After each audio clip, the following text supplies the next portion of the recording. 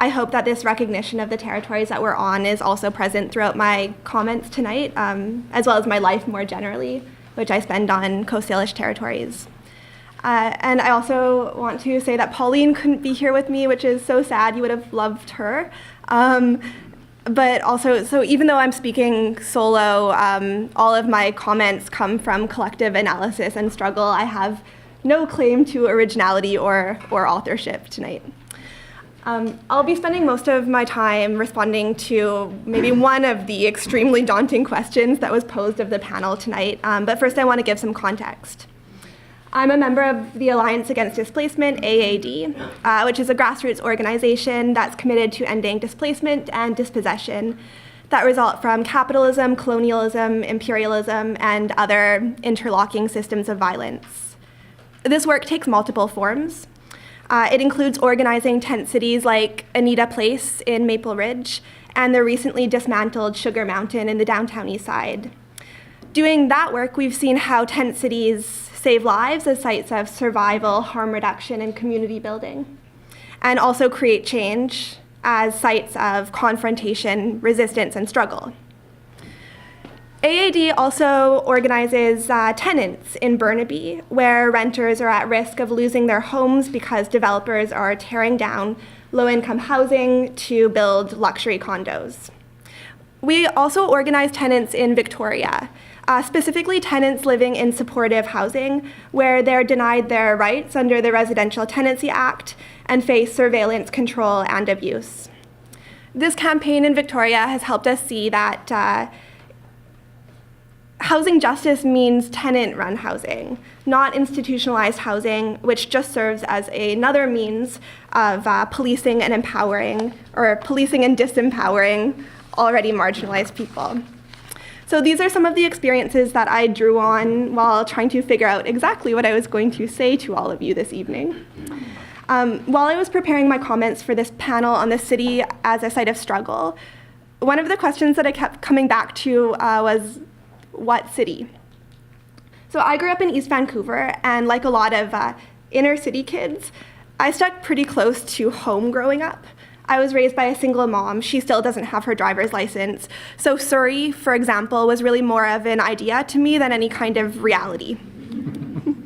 Same went for Coquitlam, New West, Maple Ridge. I vaguely understood that Metrotown Mall was located in Burnaby, but I didn't really know what that meant. One of the first AAD actions that I attended just over a year ago, so I'm also a baby, was a march in Burnaby against the Metrotown Development Plan, which the community has renamed the Metrotown Displacement Plan because it's ultimately a gentrification scheme focused on turning the entire area into a sea of high-end condos and displacing over 6,000 renters in the process. And at that march, an AAD member approached me and asked if I was interested in organizing, which is a kind of unusual and special question. So I said yes, and here I am. So as a member of AAD, I've come to understand that the housing crisis in Vancouver is often framed as exceptional, but in reality, it's part of a much broader pattern. Displacement is widespread, and it's nothing new. The housing crisis across these territories is just one result of the ongoing process of dispossession that's being imposed on Indigenous communities since the beginning of colonization. There can also be a sense of exceptionalism with regard to activism, wherein Vancouver is framed as the site and source of politics, and then the suburbs are cast as non-political spaces. But we know that Surrey in the next few years will overtake Vancouver in terms of population, and as renters are increasingly priced out of Vancouver, Surrey is fast becoming the working class hub of the province. And in Maple Ridge, I've personally encountered some of the fiercest activists that I've ever met at Anita Place tent city. So rather than focusing on Vancouver, or rather than focusing on the city as a site of struggle in a singular and isolated way, I'm interested in identifying patterns and building solidarity across geographically disparate struggles, across the province, but also across the world. I think there's something really powerful that happens when tent city residents from Maple Ridge come to the downtown east side with signs that read, "Anita Place supports Sugar Mountain." Yeah. So when I consider the question, what needs to be done in your area of struggle to win a better future, two projects come immediately to mind. First, building community power, and second, developing radical imaginations. When I say community power, I'm not just talking about the power to protest or lobby the government for change. I also mean the power to self-organize and take care of each other independent of the colonial state. I should also maybe define what I mean by community, because it's kind of a slippery term. Recently, John Horgan said something like, "Governments don't build houses, the development community builds houses." So like, since when did the development industry become a community, right? So that's not the way I'm using the word. I'm talking about people who are experiencing displacement and dispossession, people who represent the unpropertied working class. And more specifically, within AAD, we're connected to homeless, precariously housed, and Indigenous communities, not so much the millennials who feel ripped off because they're not able to afford to buy a detached single-family house like their parents did. So I want to touch on two barriers to building this kind of community power, the first being criminalization, and the second, rights-based discourse. Over the past 30 or 40 years, alongside government disinvestment from housing, healthcare, education, and so on, we've seen this massive investment in policing, prisons, border security, and the military. We're familiar with this. Increases in homelessness and poverty are being met with a simultaneous increase in criminalization as a method of social regulation, by which the same populations who are most harmed by austerity measures are further targeted by police and overrepresented within the criminal justice system. Specifically, poor, Indigenous, homeless, drug-using, sex-working, racialized, or undocumented people.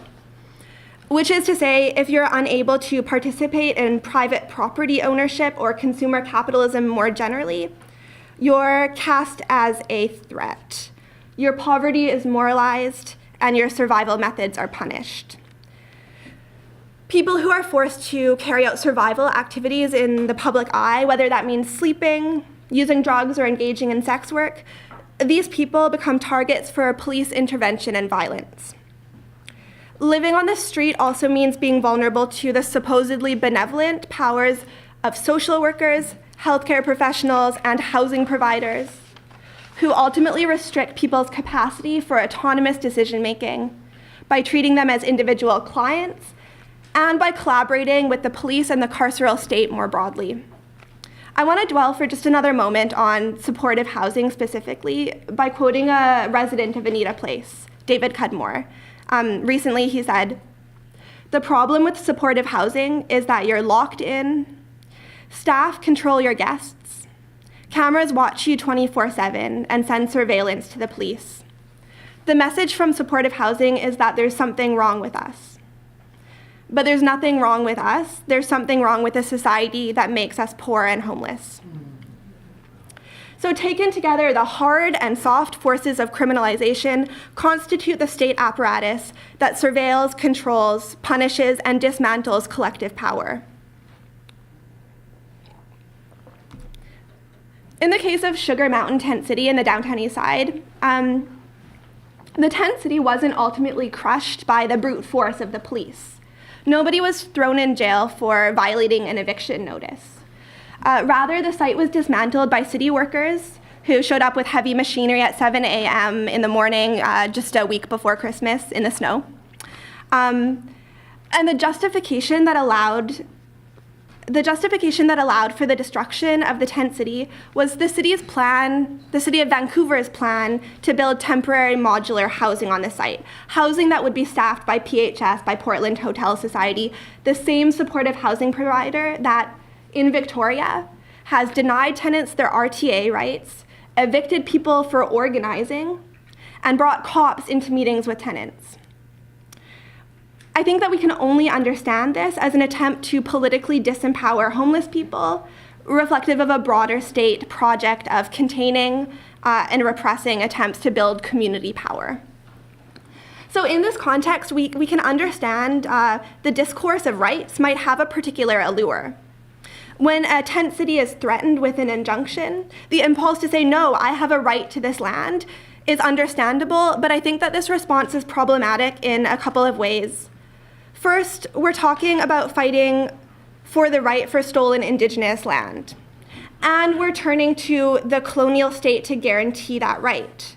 So whenever we're fighting for legal rights in this way, when we appeal to the government as the guarantor of those rights, there's a risk that we legitimize rather than destabilize the colonial state. Second, I think we need to recognize the danger of winning rights without justice. We know that the Residential Tenancy Act is never going to stop our evictions. We also have to ask ourselves, what happens if we end up winning the right to live in a tent city forever? So for example, Dignity Village, the state-sanctioned tent city in Portland, began as a protest site, but today its mission statement includes no mention of social change or a broader political project at all. So in this way, rights-based struggles are generally limited to gaining rights for individuals within dominant social, economic, and legal systems rather than overthrowing these systems. A rights-based approach can end up advocating for the protection of low-income individuals from discrimination, or even somehow, bizarrely, for the right to be homeless, rather than the obliteration of capitalism and colonialism. And I really think that we have to recognize that homelessness, poverty, and inequality are not exceptions to an otherwise stable system. They're the foundation and inevitable product of our dominant social, economic, and legal systems. And if we don't recognize this, we risk contributing to the normalization and the depoliticization of homelessness and poverty. So this brings us to the question of the radical imagination. Currently, AAD's demands include, among other things, 10,000 units of social housing across BC every year. So imagine if that demand were somehow met. What then?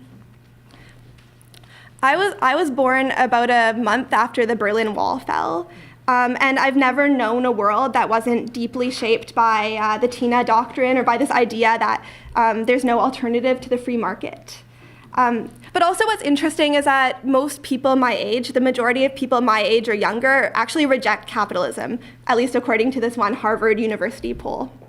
As a bit of an aside, you can buy a red sweatshirt with the word revolutionary across the front in white letters from H&M right now. So in my experience, anti-capitalism is one thing, but articulating alternatives is something else entirely. It's easier to critique than to dream. It's easier to tear something down than to build something better. And where I am coming from politically, which prior to joining AAD was primarily like the queer social justice scene, there's a dearth of imagination. And in this vacuum, I think that we see a few different things. First, we see the rise of revanchism, fascism, white nationalism, and in Maple Ridge specifically, anti-homeless hate is so pronounced that bigots there have their own name. They're called the Rigilantes, which is a portmanteau of Maple Ridge and vigilante. It's terrifying. But on the other side of the coin, we see the rise of the fantasy of social democracy returned from its grave. The cries for a socialist for president ultimately seek a shortcut to the hard work of developing our own independent organizations and a social base that can resist the power of the state. Electing a socialist is not the same thing as building community power the way that I'm talking about it. So what I see as being a really important part of the work that AAD does is develop, alongside our social base, a shared analysis of the political moment in which we live and struggle. And this analysis comes from our on-the-ground work. It comes out of conversations and relationships and study, both alone and together. And it's tested through struggle and through praxis. And being a part of events like this tonight is a really important and valuable part of that work. So I want to say thank you so much for having me, and to the panelists for their comments.